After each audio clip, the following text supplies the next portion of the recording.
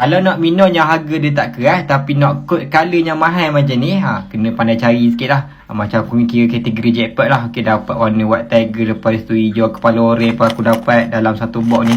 Ini kalau kau ambil yang aku ni, kau akan dapat 5 ekor. Lepas tu sekali dengan take box. Tengok warna dia pun, ini antara warna-warna yang boleh pakai lah semua ni. Okay, semua 5 warna ni semuanya boleh pakai untuk bermain sungai, casting stream fishing. Lepas tu awak nak buat meranduk pun boleh. Lepas tu nak casting dekat alur sungai yang kecil, ataupun nak buat main meruai pun boleh ke pakai Mino ni. Okay, dapat 5 ekor. Ini panjang dia 5.5 cm, berat dia lebih kurang dalam 6.5 gram macam tu. Okay, hadir dengan triple hook. Okay, jadi kalau korang rasa tak nak pening-pening untuk cari Mino, boleh ambil je yang aku dapat ni. Ini warna kau akan dapat warna sama macam aku ni lah.